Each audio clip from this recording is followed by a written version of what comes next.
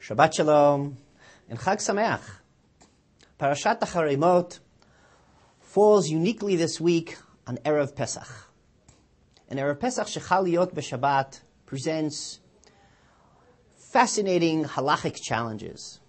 But perhaps it also gives us an opportunity to take a look at a philosophical underpinning that relates to the concept of what Chag HaCherut, the festivity of freedom, is really all about. Freedom is an essential right. All humans strive to be free, and of course, we celebrate the ending of centuries of slavery and our ability to be a free people. Any observant person who stands and sings the Tikvah song, celebrating the birth of the state of Israel, has a little pang in his heart when that classic line comes around. Lihiyot am chofshi be'artzenu. To be a free people in our land. Because we are taught by Chazal that the freedom that Am Yisrael received in Egypt came with a huge responsibility. Essentially, we transformed ourselves from being avadim to Paro to being avdei Hashem, to being servants of God. So freedom for itself is supposed to be a powerful tool in order to subjugate ourselves once again, out of free will, in the service of God. Parashat Acharei Mot brings us back to the terrible tragedy of the loss of the two children of Aaron. Many different interpretations have been given as to what it was that the children of Aaron did wrong, and we've addressed that in our previous discussions. Interestingly, though, when we start once again reminding ourselves the behavior that the Kohanim had to take upon themselves after the death of the two children of Aaron, the Torah states, "Bekorvotam lifnei Hashem," as they became close in front of God.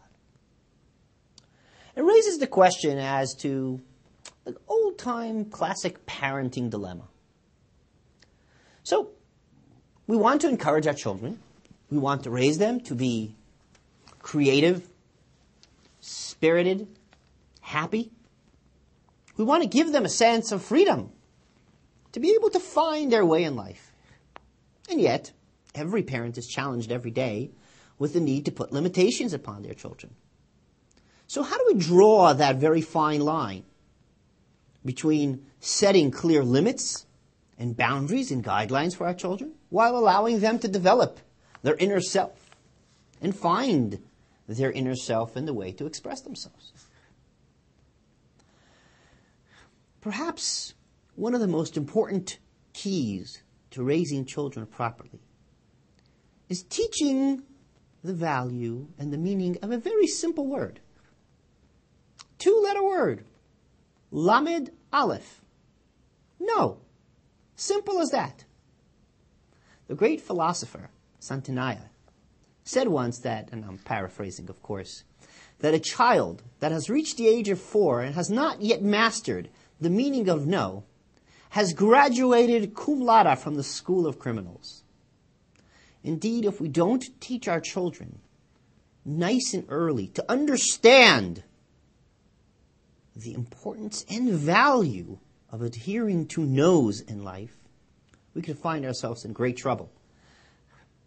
Chag HaCherut, as Chazal play with the terms Chag HaCherut on Matan Torah, when the tablets were given to us, Charut al haluchot, etched on the tablets, al tikri charut ela cherut.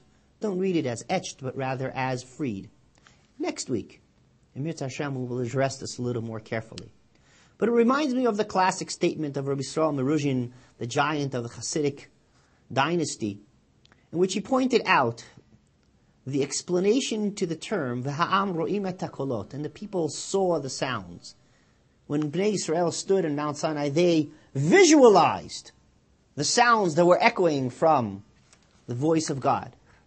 He explains, how does one see sounds? And he says very simply, the greatest danger would have been if we would have only listened to the commandments and not seen them with our eyes. Because, as Jews tend to do, we would have interpreted the second panel, the second 5 commandments to say, Lo tirtzach, lo tinaf, lo tignov. Oh, for him, lamed vav, lo, for him, you're allowed to murder. In the name of God, you can steal. Lamed, you can do whatever you want as long as you do it in the name of God. Says Rabbi Shlomo Ruzhin, take a careful look. It says lo mitan aleph. It says no. Don't.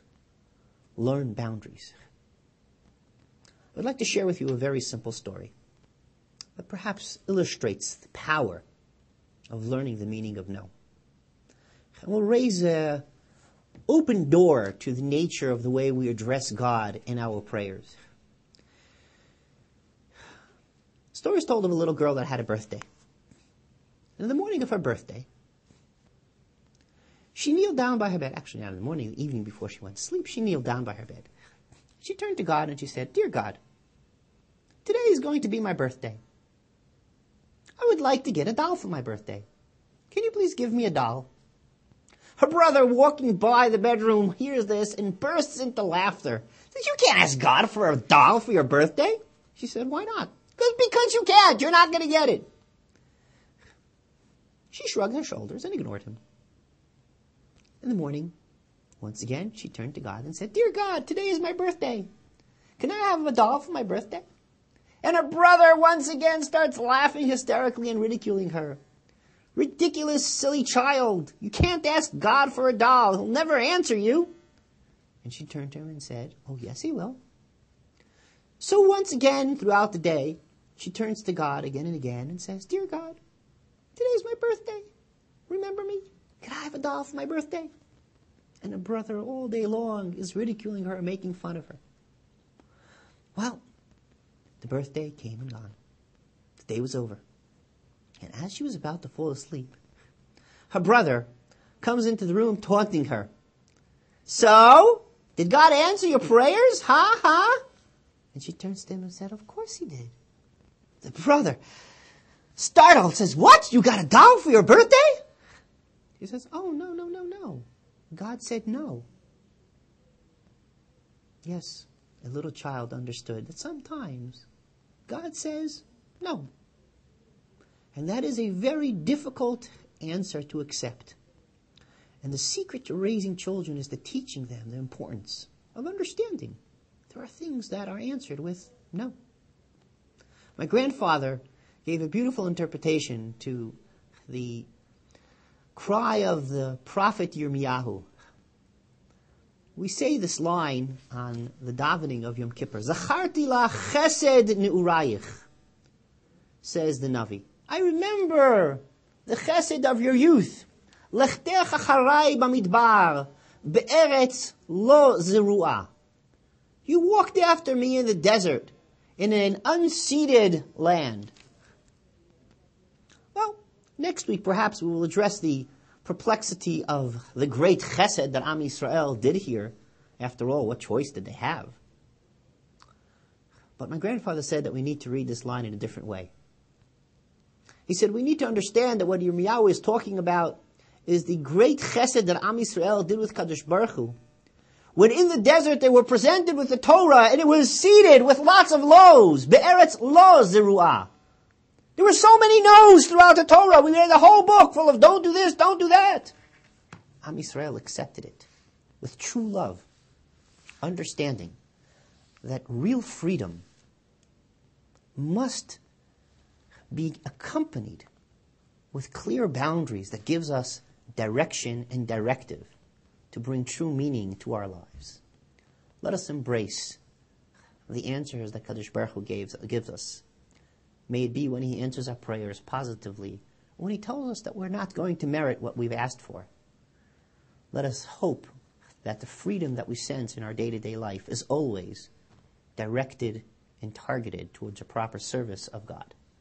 May we all celebrate this holiday of freedom with joy, with family, with true happiness and true spiritual inspiration, bringing us closer to Hashem.